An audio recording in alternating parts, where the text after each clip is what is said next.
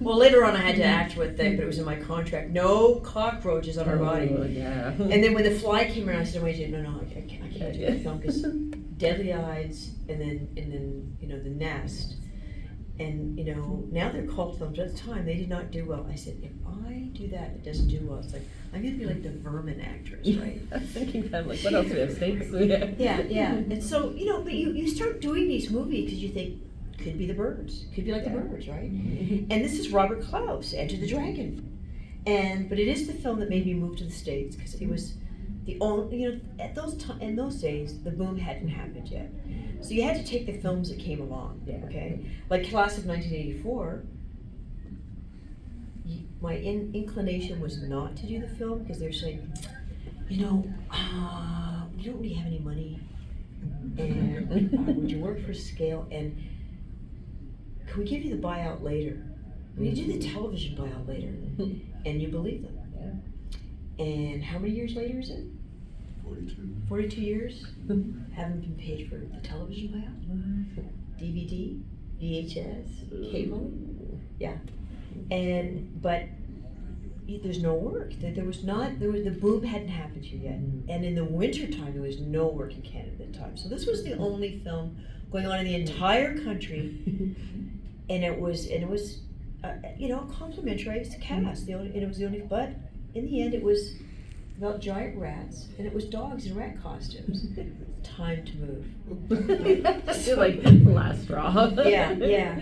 But you show up, and one thing about what I love about Canadian actors, they're dedicated because they have to do everything to survive. They have to do theater. They have to do commercials. They have to do everything because we don't have unemployment insurance, and we don't. We think we're getting residuals, but we never make them. We never get paid. It's like, they went bankrupt, and. The investors get recouped first. It's like, wait, I invested my life and my career and my talent. Why aren't I considered as part of the recoupment? Mm-hmm. And so I did this film, and they had Scatman Crothers, and like great cast, and like great Canadian actors were in that film too, like Sarah Botsford, epic actor, right? So anyway, I do it, and I'll never forget Bill Boyle, who's the late Bill Boyle, who was a manager at the time, and he became a writer. And he said, yeah, I ran into him in LA. He goes, yeah, Lisa, I remember at the audition, he said, I was waiting and I'd rehearsed with my client. And he said, and you walked in to the audition. We heard the whole room laugh, and we looked at each other, and we knew that you got the part. But, and it was super cold. And one of the dogs had a heart attack. Oh. I know. But what they had, well, look, probably PETA wouldn't let them do this now. Yeah, no. But like what they hadn't anticipated was that rodents walk low to the ground, right? And they just scurry, and dogs they do that. And on top of that, the dogs were doing this because they wanted to get the masks off them. So what they did is they shot them in very low light. But that director's a great director because you look at that film, it's well crafted. Yeah. And all the great directors I've worked with, whether it's Close Your World or Hal Ashby or John Huston, Lee Thompson, those guys, the big boys, a lot of experience, they're editing in their head. And in those days you had to, because in those days there was no budget, and we only shot 2 takes. One take, and we only did a second take because there might be a hair in the gate. Yeah. Right? There's nothing digital. Mm. So it doesn't bother me when people say, well, it's low budget, we're shooting this.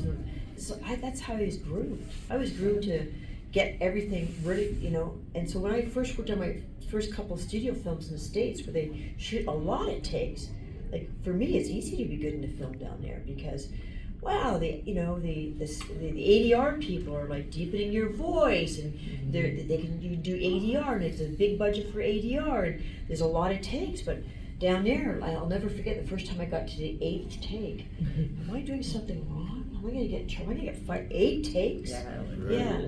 So you have to be on your mark up here. You really do. Yeah. It's like we don't have the budget to keep it there's going. No budget. There's no budget. Yeah.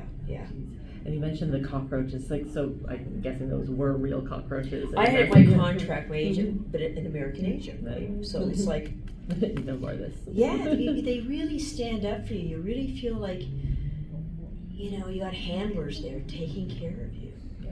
And here it's like, you better not say anything to anybody, you'll never work again. You better not say anything to actor or anyone. That agent actually said to me, this is a gift. And what does that do for the Yeah. self-esteem of the artist? Exactly. The end result is the agent will say it because his agency is affected by that. That's So right. she refuses to do something, Yeah. then all of a sudden, there's not that many directors or casting directors, right? There's very few. Right. And the weird thing is, and when I'm in LA and I talk at festivals, I blow their mind. I was in front of the camera for 25 years. I've never auditioned for a person of color. There is no casting director of color in all of Canada. That's right. So like people go, no, you go, I'm in LA talking at a festival, and they're going like, you haven't auditioned for a person of color? They don't exist. It really should be that way though, right? That's colorblind, that you never auditioned for a person of color because It's the person. Of it's the person. Yeah. Right. It should be like that. But it's, so. the thing That's a is, great story. When one of your actors doesn't want to do something, then it becomes a problem. So what I say to my actors is, they go, look, you know, I'm not gonna do that. I said, you know what? Audition, make the decision once you get the job, okay? And when they offer it to you, you know what, sorry guys, he's not available. He just booked out on something. So he's pleased the casting, and he still refused. But I get a lot of, I go, I'm never gonna do that. I said, look, shoot the damn thing, wait to see if you get an offer, and we'll deal with it at that time. I think that's a terrific approach. Mm-hmm. Because when you get invited to the dance, which is an audition, and you refuse, you're alienating your agent and you're alienating yourself. Yeah. So, you know, oh, this part's too small. Do the audition. Yeah. Just do it. Just do it. Yeah, but do the audition, forget about it, and if they offer you it, no, you're not available. True, and the other thing too, because I really agree with that, because you may not be right for this, but they go, God, they might remember you for something else, the casting director, or because you made the casting director look good, or they might remember you, there might be another part in something else. So, like there was something recently too, is that it was just so far to my wheelhouse, and I even said to my agent, I said, I don't even know what to do with this. I said, but I'm going to audition for it. I said, because you never know that they may think I'm right for another part that we don't know about, or something else down the road. Perfect.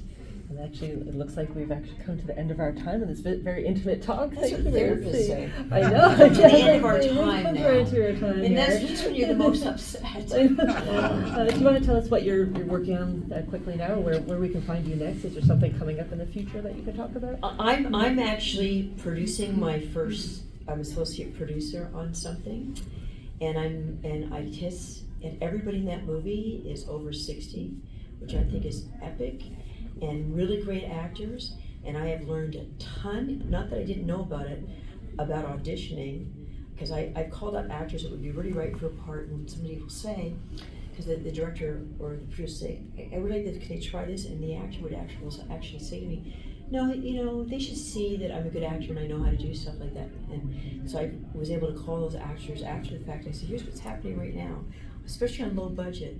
They don't have time on the set. Yes, when you work with Milos Forman, they have Milos Forman can work, because one person said to me, well, Milos Forman worked with me and everything. I said, but they have the budget.